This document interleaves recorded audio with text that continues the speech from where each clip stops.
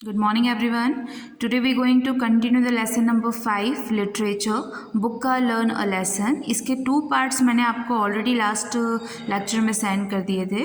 Now today I will explain you the part 3. Last 2 parts में हम लोगों ने पढ़ा कि बुक्का कौन था. बुक्का एक एलिफेंट काफ था जो कि अपने झुंड के साथ रहता था. वो एक बहुत ही डिसोबे पर्सन था, एक बहुत ही नॉटी बॉय एलिफेंट काफ था. वो कभी किसी की बात नहीं मानता, हमेशा अपने हिसाब से चलता था. क्यों? क्योंकि उसे ये चीज़ पता थी कि उसके फॉरहेड पे एक वाइट मार्क है जिसकी वजह से वो बड़े होने के बाद अपने ग्रुप का लीडर बनेगा. और इसी गलतफहमी में वो सारे रूल ब्रेक करता था.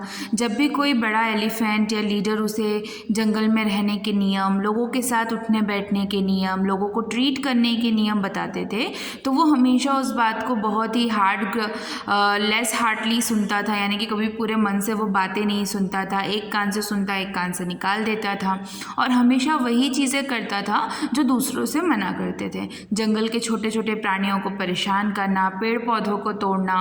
फिर क्या हुआ कि एक दिन पूरे जंगल के लोग बहुत ज़्यादा परेशान हो गए उससे. सारे जानवर परेशान हो गए और जो हाथियों का लीडर था उनके पास गए और उनसे कहा कि बुक्का से हम लोग बहुत ज़्यादा परेशान हो गए हैं और वो बहुत ज़्यादा शरारतें करता है. हमारे घरों में पानी भर देता है. क्या करता था? रैबिट्स के हॉल में पानी भर देता था. वो जो गिलहरियाँ होती थी, स्क्विरल्स होती थी, उन्हें पेड़ों से गिरा देता था.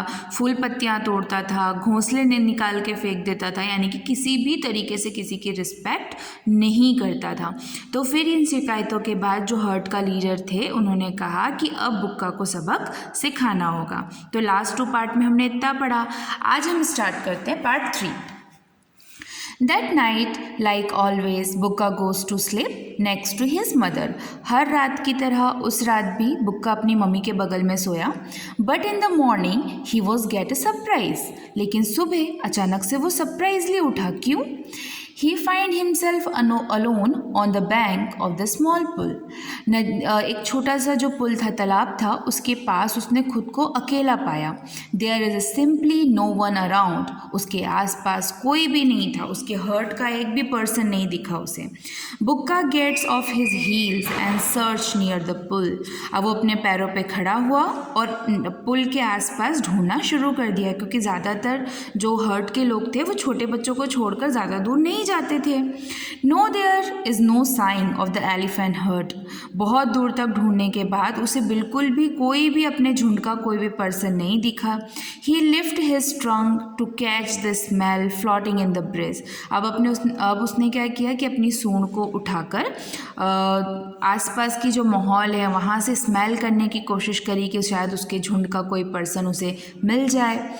No luck there. लेकिन वहाँ भी उसकी किस्मत ने उसका साथ नहीं दिया. He feels frightened. अब वो डरने लगा. After some time he start crying. थोड़ी देर और ढूंढने के बाद जब उसे अपने हर्ट का कोई भी पर्सन नहीं मिला तो उसने रोना स्टार्ट कर दिया. What will happen now? Where will I find my parents in such a huge dense forest. उसने खुद से कहा कि अब मैं क्या करूं, अब क्या होगा, अब मैं इतने बड़े जंगल में अपने पेरेंट्स को कैसे ढूंढूं. He sighed squirrels on the neem tree and called out, "Do you have you any news of my herd?" फिर उसने क्या करा? देखा कि नीम के पेड़ के पास नीम पे एक गिलहरी थी. उसने उस गिलहरी से पूछा, क्या तुम्हें मेरे हर्ट के बारे में कुछ खबर है? Don't you remember how you pulled the tail of my babies and hurt them? लेकिन जब गिलहरी से एलिफेंट काफ ने यानी कि बुक्का ने मदद मांगी तो उसने क्या रिप्लाई किया कि तुम्हें याद है कि कैसे तुम मेरे बच्चों की जो टेल्स थी, टेल का मतलब क्या होता है? पूंछ. गिलहरियों की पूंछ खींचते थे और उन्हें दर्द देते थे. It's not mock the squirrel. Mock यानी कि बहुत ज़ोर से चिल्ला के और बहुत ही हंसते हुए उसका मजाक उड़ाया. Have you forget how you shook the branches and made us fall. क्या तुम्हें याद है कि तुम पेड़ों को किस तरीके से हिला के हमें गिरा दिया करते थे?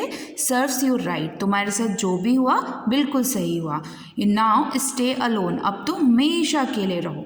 The squirrel is niece and go around. Is niece मतलब समवन हु नो रिस्पेक्ट. यानी कि बहुत ही गंदे तरीके से उसको ये बोल कर कि अब तो तुम्हारी यही सज़ा है, तुम हमेशा अकेले रहो क्योंकि तुम सबको बहुत परेशान करते हो. और गिलहरी वहाँ से चली गई. बुक्का गेट्स एंग्री, बुक्का को उसकी बात पे बहुत गुस्सा आया. He goes further into the forest and meet the baby rabbit in the tall grass. अब वो थोड़ी और दूर जंगल में गया और उसने क्या देखा, कुछ टाइम बाद में कुछ बेबी रैबिट्स को देखा, खरगोश के बच्चों को देखा.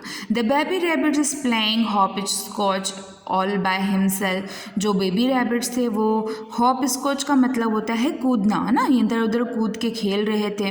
When he sees Bukka he scurries into his burrow. लेकिन जैसे ही उन्होंने बुक्का को देखा वो छुप गए. आप देख सकते हैं ना ये फोटोज़ कैसे वो अपने होल में बुक्का को देखते ही छुप गए. When he sees Bukka, he scurries in the burrow. The mother rabbit come out and glare about the Bukka with the red eyes, angry eyes. जब मदर रैबिट आई तो उन्होंने क्या करा, बुक्का को देखा तो उन्हें ऐसा लगा कि बुक्का उसके बच्चों को परेशान कर रहा है, तो वो गुस्से में बुक्का को देखने लगी. फिर क्या हुआ, do you know where my parents are, Bukka आज द लिटिल टिम्बली, यानी कि बहुत ही धीमी आवाज़ में, बिल्कुल असहाय की भावना में उसने पूछा, क्या तुमने मेरे पेरेंट्स को देखा है. No I don't know, wouldn't tell you even if I did. तो जो मदर रैबिट थी उन्होंने क्या कहा गुस्से में, नहीं मुझे नहीं पता, और अगर पता होता तो भी नहीं बताती. Don't you remember how proud water down are hole, क्या तुम्हें याद है कि तुम किस तरीके से हमारे जो घर होते थे उसमें पानी भर देते थे. वी नियरली डेड, हम लोग बिल्कुल मरने की कगार पे आ जाते थे. Now see how it's feel serves you right, अब तुम भी फील करो कि अकेला होना कैसा होता है, तुम्हारे साथ जो हो रहा है बहुत अच्छा हो रहा है. जो मदर रैबिट थी उन्होंने भी बुक्का को बहुत ही ज़्यादा डिसरिस्पेक्ट किया, बहुत ही गुस्से में उसके साथ बिहेव किया. Bukka feels miserable and the regretful, अब बुक्का को धीरे धीरे अपने करनी पे पछतावा होने लगा. As he goes down to the jungle road, he meet the colorful butterflies flitting around the pink blossom on the kanchan tree. अब जैसे जैसे वो रोड की तरफ जाने लगा, जंगल से बाहर मेन रोड पे आया तो उसने देखा कि बहुत सारी बटरफ्लाईज एक पिंक ब्लूजम, एक पिंक कलर के फूल पे मंडरा रही थी. Oh butterfly, sweet butterflies, can you tell me which way the elephant went, asked Bukka meekly. Meekly का मतलब है बहुत ही नरमी से, बहुत ही प्यार से उसने पूछा कि प्यारी बटरफ्लाई, स्वीट बटरफ्लाईज, क्या तुमने देखा कि एलिफेंट्स किस तरफ गए हैं. See how sweetly he speak today. Wasn't it just the other day that he broke the branches and drove us away? लेकिन बटरफ्लाई ने भी उतने ही गुस्से में कहा कि देखो आज कितने प्यार से ये बात कर रहा है, क्या ये भूल गया कि पहले किस तरीके से ब्रांचेस को तोड़ के हमें नीचे गिराता था. Bukka wait in vain for answer, vain का मतलब विदाउट रिजल्ट. बुक्का को वहाँ से भी कोई आंसर नहीं मिला. Bukka crestfallen face make the sparrow crackle in a laughter. Sparrow अब बहुत टाइम बाद जब उसको कुछ भी नहीं मिला तो जो आसपास के जंगल के बाकी प्राणी थे जिनको बुक्का ने परेशान किया था, सब बुक्का की हालत देख के हंसने लगे. Serve him right the frog croak, frog ने बहुत ही खुशी से कहा कि बिल्कुल सही हो रहा है इसके साथ. The frog croaks from now on Bukka will have to remain alone. बाकी लोग भी बोलने लगे कि हाँ अब तो बुक्का बिल्कुल अकेला रह गया क्योंकि इसके झुंड के लोग तो इसे छोड़कर चले गए. All the creatures who had a grudge against Bukka start the chorus. जिनको भी बुक्का के ऊपर ग्रज था, ग्रज का मतलब गुस्सा, नफरत थी, वो सब बुक्का को चढ़ाने लगे. Bukka is naughty, Bukka is wicked, everyone has a left Bukka. क्या बोलने लगे कि बुक्का बहुत ही शरारती है, बुक्का बहुत बदतमीज़ है, इसलिए सब लोग बुक्का को छोड़कर चले गए. बुक्का स्टार्ट्स क्राइंग, बुक्का ने रोना शुरू कर दिया. ही क्राइज हिज हार्ट आउट, वो बहुत ही दिल से, बहुत ही पछतावे के साथ रो रहा था. Finally he get tired and fall asleep sobbing inside the pool. रोते रोते वो बेचारा थक गया और उसी पुल के पास जहाँ से वो उठा था वहीं वापस सो गया. Next day when he wake up, अगले दिन जब वो सुबह उठा, he can't believe his eyes, उसे अपनी आंखों पर विश्वास नहीं हुआ. क्यों? He finds himself sleeping right in the middle of his heart next to his mother warm belly. उसने अपने आप को वापस से अपने झुंड के पास और अपनी मम्मा के पास सोते हुए पाया. He looks at the neem tree in front. Yes, the squirrels is flitting up and down in the trunk. अब उसने अपने पास में जो नीम पेड़ था उसके ऊपर देखा जहाँ पर गिलहरियाँ ऊपर नीचे दौड़ रही थी. Was it a dream? Bukka think to himself, Bukka खुद में सोचने लगा क्या मैंने जो देखा या जो मेरे साथ हुआ वो एक सपना था। From that day on no one has a complain about the Bukka ever again.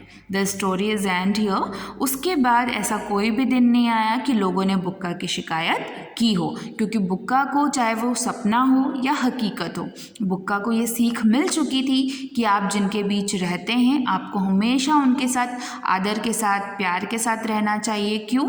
क्योंकि वो भी आपके नेबर होने के साथ आपके पड़ोसी होने के साथ साथ आपके परिवार का ही एक हिस्सा होते हैं। कल को जब आप मुसीबत में फंसते हैं या कुछ भी आपके साथ गलत होता है, आप जिनके बीच रहते हैं वही सबसे पहले आपकी मदद के लिए आते हैं। अगर आप उनके साथ अच्छे से व्यवहार नहीं करेंगे तो कोई भी आपकी मदद के लिए नहीं आएगा। इसीलिए आप जिनके बीच रहते हैं, चाहे वो आपके फैमिली हो, फ्रेंड्स हो, सबको प्रॉपर ट्रीट करें, कभी भी किसी को डिसरिस्पेक्ट ना करें और ऐसा कुछ ना कहें जिसका अंत आपके लिए बहुत ही ज़्यादा खराब हो। So students, I hope you have understood this story very well. Have a good day.